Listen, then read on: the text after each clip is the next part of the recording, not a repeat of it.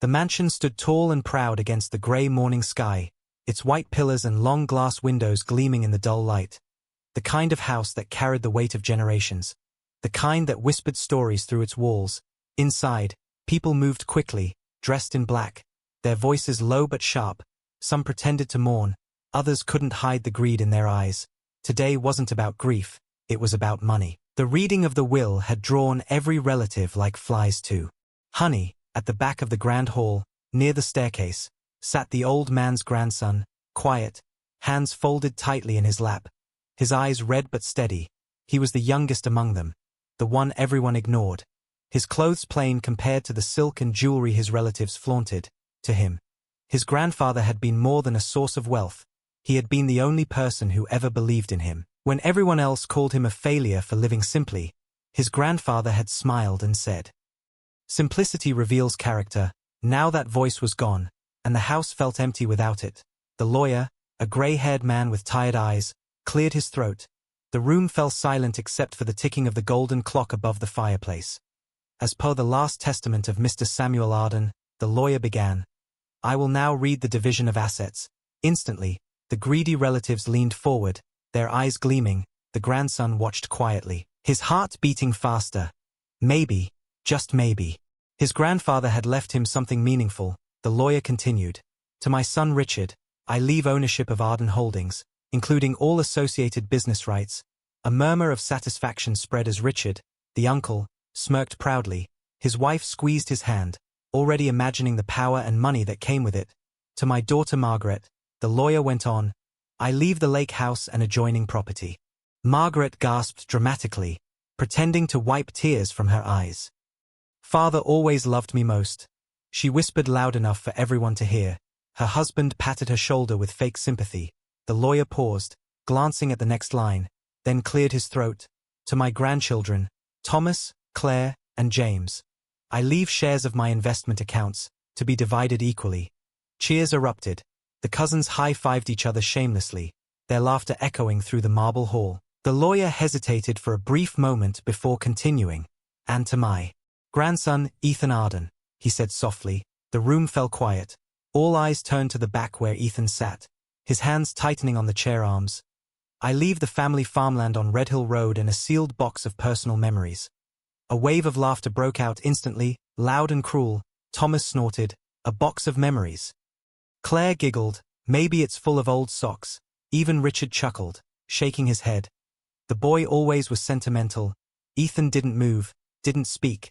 He just stared down at the polished floor, his ears burning, his heart sinking with every laugh that echoed around him. "That's all?" Margaret asked mockingly. "No cash, no property shares." "That's all," the lawyer confirmed, closing the folder. The laughter grew louder, crueler. They whispered to each other as if he couldn't hear. "Poor boy, no wonder Grandpa never trusted him with money. Maybe he'll frame that box and hang it in his tiny apartment." Ethan stood slowly, his voice calm but hollow. "Thank you," he said, "for reading it." The lawyer gave him a sympathetic look. "Your grandfather left instructions for me to hand this over personally," he said, pulling out a wooden box sealed with red wax. The others barely paid attention, already celebrating their victory. Richard was on the phone calling the company accountant. Claire was taking selfies near the grand staircase, showing off the mansion, and Margaret was talking about how to redecorate the lake house. Ethan took the box, feeling its weight, solid and heavy, not like something that held only letters. He turned to leave, but as he reached the door, Thomas called out, "Hey, Ethan, maybe you can plant potatoes on that farmland of yours." Laughter erupted again, harsh and echoing. Ethan didn't look back. He walked out into the cold air, the mansion doors closing behind him with a final thud.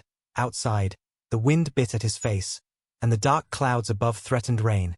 He looked down at the box in his hands, his grandfather's initials carved neatly into the lid. Beneath the seal, something small glinted, a second key half hidden under the wax. His eyebrows furrowed. He ran his thumb over it. The key came loose, revealing a folded note pressed into the corner. Written in his grandfather's elegant handwriting, it read, "Nothing is ever what it seems." Ethan's heart skipped a beat. The words were strange, deliberate, like a puzzle meant only for him. He turned the box over, checking for hidden compartments, but it was locked tight. He slipped the key into his pocket and began walking down the long stone driveway behind him. The laughter from the mansion still echoed faintly. By the time he reached his small car, rain began to fall, steady and cold. He placed the box on the passenger seat and sat there for a long moment, staring at it, his mind spinning. His grandfather had always loved riddles, secrets, quiet lessons hidden in plain sight. Maybe this was one of them. He started the car and drove away, leaving behind the mansion that had turned from a home to a den of vultures. As he drove through the winding countryside roads, memories of his childhood came flooding back. His grandfather teaching him how to fix engines, telling stories about the family's first land purchase, saying, "That field on Red Hill Road started it all, never forget that." The farmland, his so-called worthless inheritance, was the very beginning of everything the family now owned. A slow smile formed on his lips. Maybe the others had laughed too soon. When he reached his apartment, the storm had grown stronger, thunder rumbling across the sky. He carried the box inside carefully, setting it on the kitchen table, the room dimly lit by a single lamp. For a moment he hesitated, afraid of what he might, or might not, find. He turned the key. The lock clicked softly, the lid creaked open. Inside, he found neatly folded papers tied with a ribbon, an old photograph of his grandfather as a young man, and a small leather-bound notebook, its edges worn from use. He opened it. The first page said in his grandfather's handwriting, "If they are laughing, it means they never looked closely." His hands trembled slightly as he turned the next page, filled with maps, sketches, and old property documents, some labeled with familiar addresses, company buildings, lakefront lots, even the mansion itself. But at the bottom of the page, written in red ink, was a line that made his breath catch. "The real will is where it began." He read it again, confused and amazed. Where it began could only mean one thing: the farmland. Suddenly, the box didn't seem worthless. His grandfather had left him more than property. He had left him a trail, a secret, a test.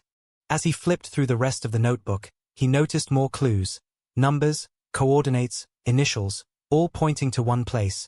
The land everyone had mocked him for inheriting. Outside, the rain poured harder, lightning flashing against the window. Ethan sat back in his chair, staring at the open notebook, his pulse racing. "What did you do, Grandpa?" he whispered. In that moment, humiliation turned to purpose, pain turned to curiosity, and the boy who had walked out of the mansion defeated now felt something burning inside him: determination. He closed the notebook carefully, locked the box again, and looked out the window at the storm. "You said nothing is what it seems," he murmured. "Then let's see what you meant." As thunder echoed across the sky, he made a silent promise to himself. The laughter he heard today would be the last laugh his family ever had at his expense. Tomorrow, he would visit Red Hill Road, the forgotten farmland that everyone called useless. But something told him that buried under its soil was the truth. The real inheritance his grandfather had hidden from the greedy hands now celebrating their false victory. And when he found it, the same people who mocked him would beg for forgiveness, though by then, forgiveness might be the only thing he wouldn't give. The next morning came with a pale sun breaking through the gray clouds. The storm had passed, but its memory still lingered in the damp air. Ethan woke early, his mind restless. The image of his grandfather's handwriting still burned into his thoughts. "The real will is where it began," he whispered to himself, sitting on the edge of his bed, staring at the notebook lying open on the table. The pages looked old but not random. Every line and mark seemed deliberate. His grandfather had been a man who believed in logic, never chaos. Every puzzle had meaning, every riddle had direction. He poured himself a cup of coffee, though his hands trembled too much to drink it. His humiliation from yesterday replayed in flashes. The laughter, the mocking voices, the fake smiles, each one now fueling a slow, steady determination. They thought they had destroyed him, but they had only awakened something his grandfather had built inside him. A sense of patience, of revenge that didn't scream but waited. He picked up the notebook again and studied the maps. One in particular caught his eye, a rough sketch of the old farmland. He recognized the outline immediately: the small stream on the north side, the lone oak tree in the middle, and a strange X marked near the western edge where an old barn once stood. Next to it, a note read, "Keep this hidden until the rightful one arrives." His pulse quickened. "Rightful one," he murmured, "that has to be me." He remembered his grandfather taking him there when he was little, teaching him how to ride the old tractor, how to fix fences, how to listen to the wind before the rain came. The man had always called that land the beginning. And now Ethan understood why. He packed the notebook, the key, and a flashlight into a small bag and left his apartment. The drive to Red Hill Road took nearly an hour. Long winding lanes lined with trees dripping from last night's rain. The sky hung low and heavy with clouds. When he reached the property gate, he stopped the car, got out, and stood silently. The sight before him was both familiar and haunting. The field stretched far, wild grass growing tall. The soil dark and rich. At the far end stood the broken remains of the old barn, its roof half collapsed, its walls leaning with age. Birds fluttered from the rafters as he approached. He pushed the rusted door open, its hinges groaning in protest. Inside, the air smelled of dust and memory. Old tools hung from nails, covered in cobwebs. Sunlight streamed in through cracks in the wall, cutting across the floor like golden blades. He took a slow step forward, his eyes scanning the space. Nothing unusual at first glance. But then, he saw it, a small wooden chest half buried under a pile of hay. He knelt down, brushing the dust away. The lid was carved with the same initials, S.A., his grandfather's. His heartbeat quickened. He pulled the chest out and set it on a wooden crate. Its lock rusted but intact. He reached into his pocket and took out the small key hidden under the box seal. It slid in perfectly. The lock clicked open. Inside, wrapped in cloth, was a flash drive, a stack of legal papers, and another letter. Written in the same familiar handwriting. If you are reading this, Ethan, then the others have shown their true selves. It began, do not hate them. They were born greedy and will die greedy. But you were born different, patient, observant. You will see what they cannot. Ethan's eyes moved quickly down the page. The papers enclosed are my real will, signed and witnessed before the forged one they hold. The one they celebrate is a lie, and when they read this, they will realize the price of their laughter. His hands trembled as he lifted the papers. They were crisp, official, bearing the notary's seal and signatures, clear proof that everything belonged to him. The mansion, the companies, the properties, every bit of it. The will his family had flaunted was a decoy. His grandfather had outsmarted them even in death. At the bottom of the letter was one final line that made him freeze. You must decide when to reveal it. Let them show their greed first, then let the truth crush them. Ethan sat there for a long time, staring at the letter. He could almost hear his grandfather's voice, calm, wise, full of that quiet strength. Never rush revenge, boy.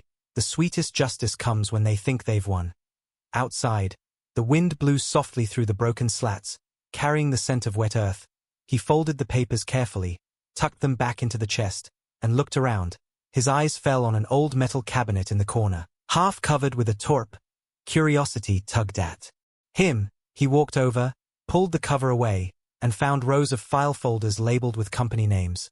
Arden Holdings, Red Hill Investments, Arden Industries, all with financial statements and handwritten notes. The old man had kept everything, every hidden deal, every document, evidence of corruption and embezzlement from his uncle and cousins. Ethan realized this wasn't just inheritance, it was ammunition, proof that could destroy them legally and socially. His grandfather hadn't just trusted him with wealth, he'd trusted him with justice. He locked everything back in place and walked outside, the sun breaking through the clouds now, the farmland glowing gold under the light. For a moment he stood there quietly, letting the wind brush past him.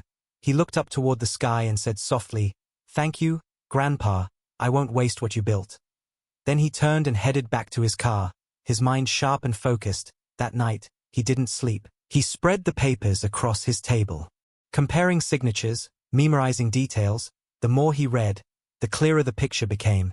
His Uncle Richard and cousins had stolen company funds, using fake accounts and false property transfers.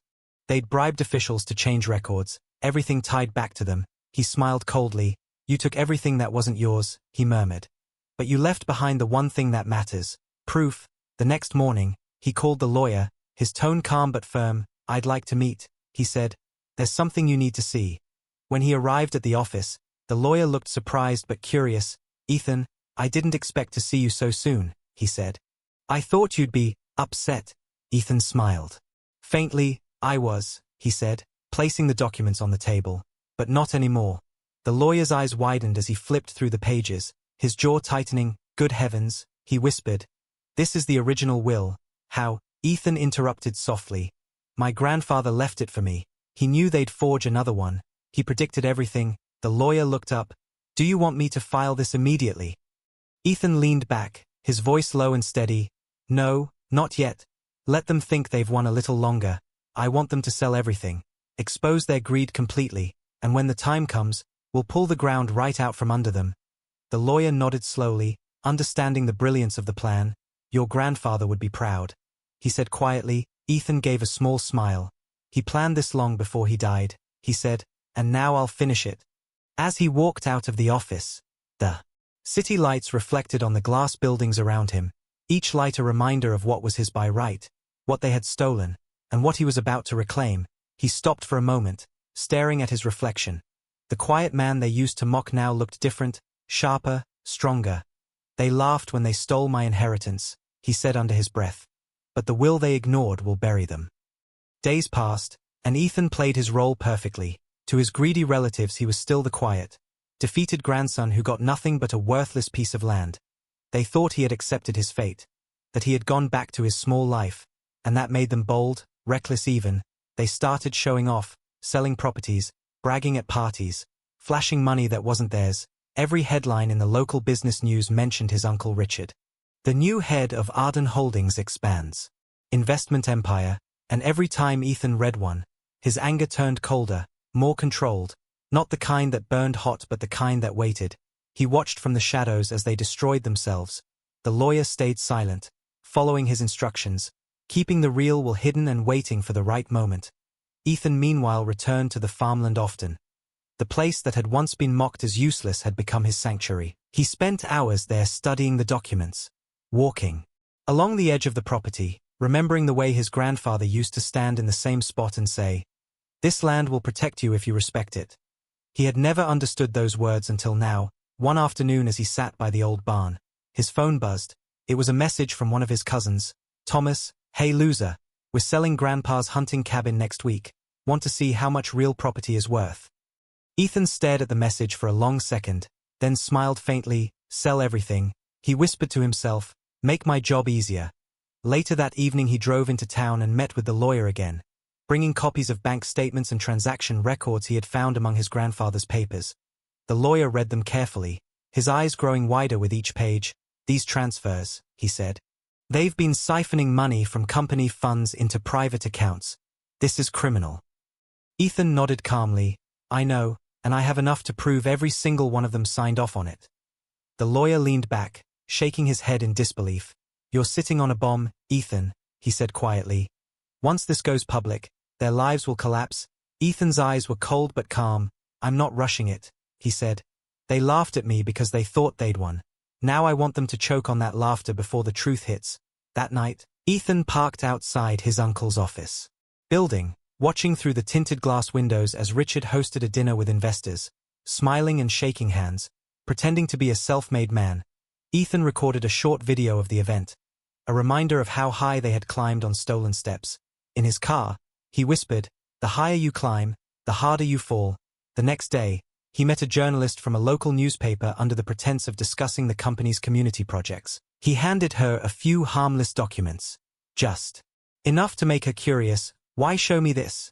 she asked, suspicious but intrigued. Ethan smiled politely. "Let's just say I'm interested in truth, and I like watching greedy people panic." She tilted her head. "Is this about the Arden family rumors?" Ethan didn't answer directly. "You'll know soon," he said, standing up. "Just be ready when I call." When he returned home that night, the weight on his chest felt lighter, not because revenge was complete, but because it was close, very close. He walked to the window, looking out at the city lights, the same skyline his family had controlled for years, and whispered, "Grandpa, they took everything from you, but I'll take everything back."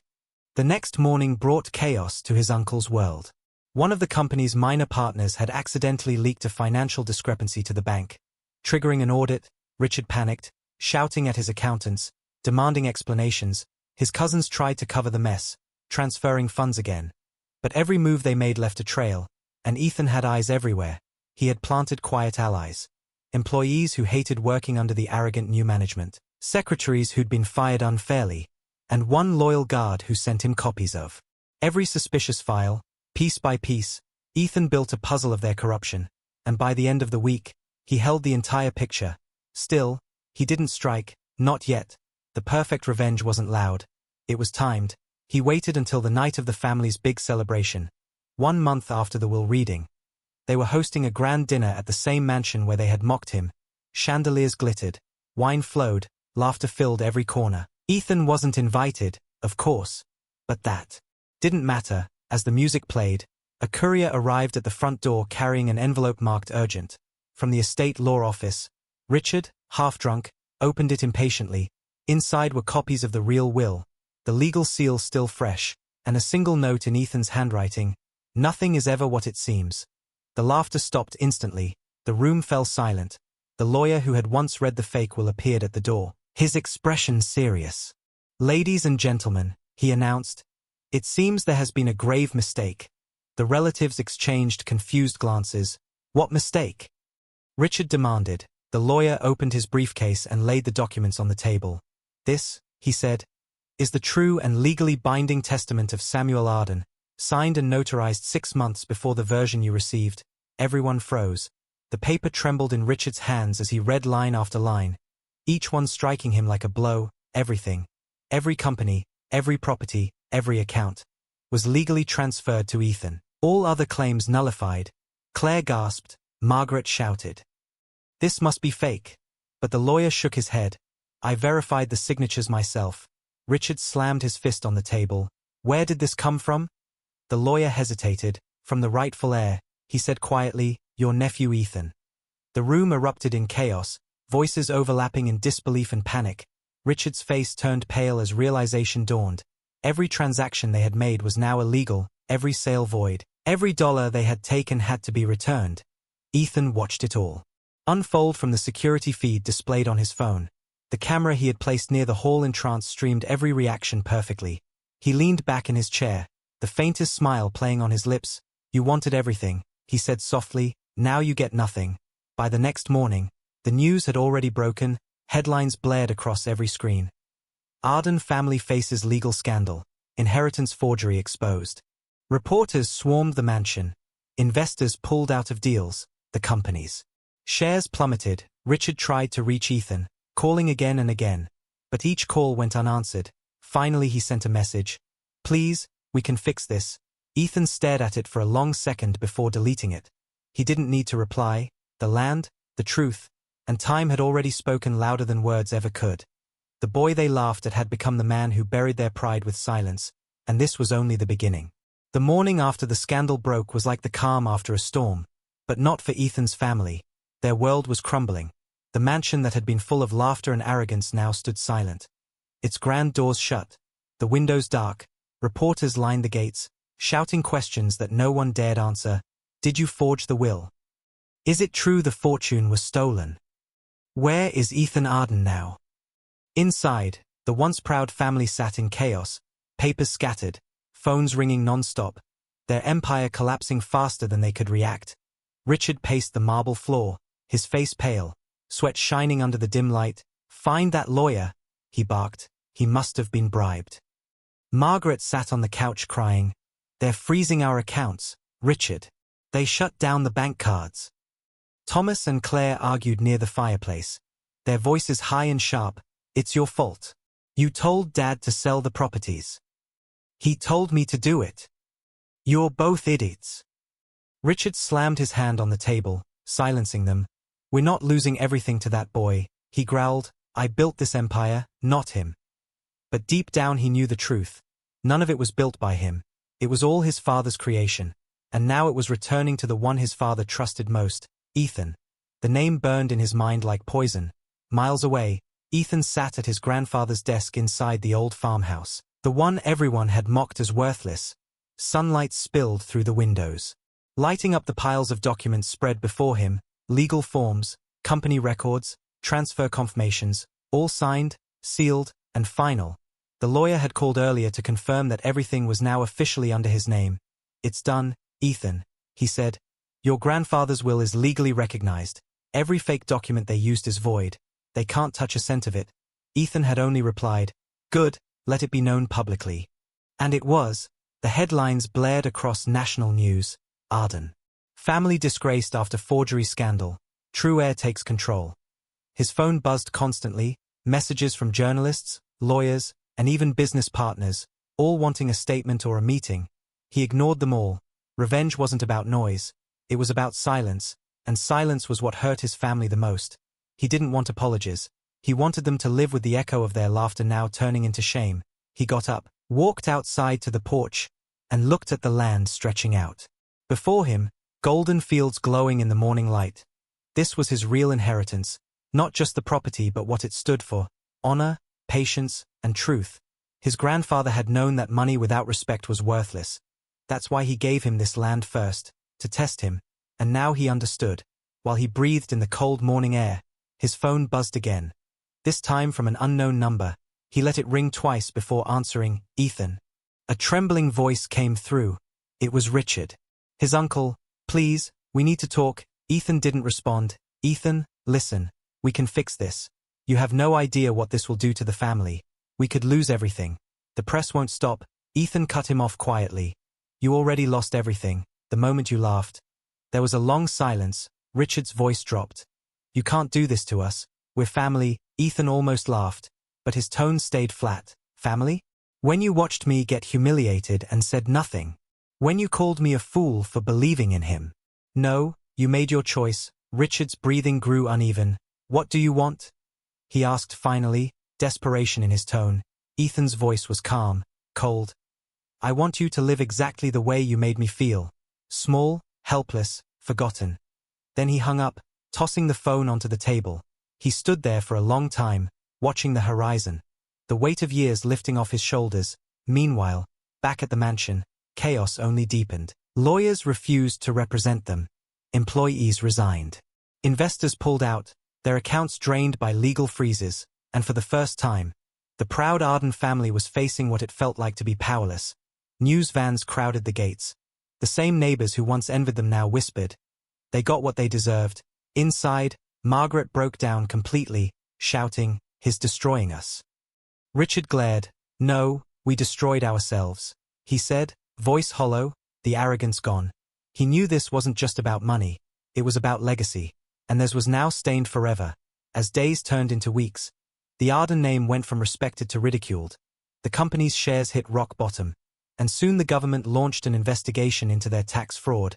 Ethan didn't even need to lift a finger anymore. Everything was falling apart naturally, exactly as his grandfather planned. One evening, he received an unexpected visitor, the same journalist he'd spoken to earlier. She stepped out of her car, holding a small recorder. You're the man who outsmarted his entire family. She said, everyone's calling you the quiet heir. Ethan smiled faintly. Quiet isn't weakness. He said, it's preparation. She tilted her head. What will you do with all this power now? He looked out at the fading sun. Build something honest, he said, and never let greed enter these walls again. She turned off her recorder, her eyes studying him. Do you feel satisfied? She asked softly. His answer came after a pause. No, he said, satisfaction fades, but justice stays. That night, as he sat alone by the fireplace, he took out the old notebook his grandfather had left him, turning to the last page. The handwriting was faint but clear. If you are reading this, it means you've seen what greed does. Protect the family name not by wealth but by wisdom. Ethan ran his hand over the page, his throat tightening. I did it, Grandpa, he whispered. I did it your way. Outside, rain began to fall again, gentle and cleansing, washing the dust off the windows. In the distance, thunder rolled. But this time it didn't feel like a warning. It felt like approval, somewhere in that deep rumble. Ethan could almost hear the old man's voice saying, now you understand, boy. They laughed because they never knew what was real. He smiled faintly, leaned back in his chair, and let the storm rage on outside, knowing this time, it was the storm of their downfall, not his. Months passed since the downfall of the Arden family, and the noise that once filled the mansion had faded into silence. Reporters no longer waited outside the gates. The world had moved on. But those who had stolen and laughed now lived in the shadow of what they had lost. Richard sold his cars and jewelry to pay off legal fees. Margaret moved to a small apartment after the bank seized the lake house. Thomas and Claire vanished from social circles that once adored them.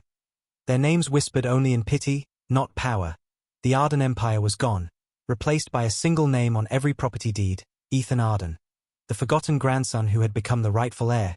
Yet even in victory, Ethan remained calm. He didn't celebrate, he didn't boast. He simply worked, quietly rebuilding what his grandfather had built with honesty. He reopened the family businesses under new leadership, hiring old employees his uncle had fired, restoring salaries, repairing reputations, and every step he took made him feel closer to the man who had raised him with values stronger than greed.